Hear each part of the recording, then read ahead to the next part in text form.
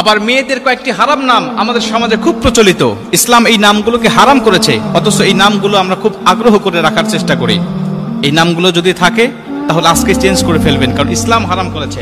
এর মধ্যে প্রথম নম্বর রয়েছে রিয়া। আর রিয়া মানে হলো লোক দেখানো। এই রিয়া যদি কোনো মানুষের ইবাদতের মধ্যে থাকে, ওটা ইবাদতই নষ্ট হয়ে যায়। রিয়া শব্দের আরেকটি অর্থ হলো অহংকার, অহনিকা।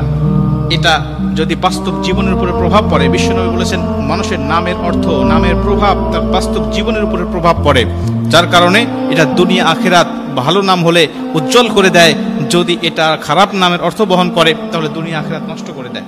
এই জন্য অর্থবোধক নাম আমাদের রাখতে হবে। রিয়া নাম এটা রাখা যাবে না। দ্বিতীয় নম্বর হলো আসিফা। আসিফা নামের অর্থ হলো সে আফসোসকারী নারী, আফসোসকারী নারী বা হতাশাময় নারী।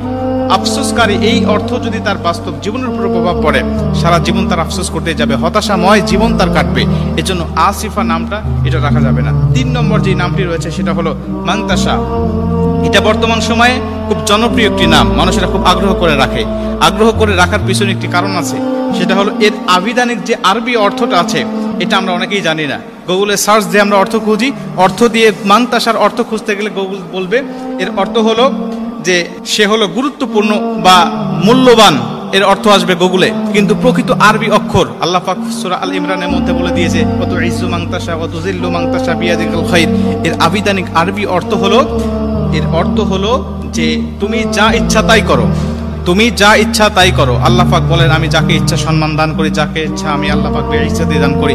এজন্য আল্লাহ পাক বলছে তুইজ্জু মাংতাসা ও তুযিল্লু মাংতাসা। এই মাংতাসাটা আমরা এটাকে ব্যবহার করি খুব ভাবি যে আরবি কোরআনের মধ্যে আছে নামটা, কোরআনে থাকলেই যেটা ব্যবহার করতে হবে বিষয়টা এমন নয়। কোরআনে খিনজিরের কথাও রয়েছে, এটা তো মানুষ ইচ্ছা করে এই নামগুলো রাখবে না। অতএব অর্থটা কোনটা হয় এটা আমাদের খেয়াল রাখতে হবে।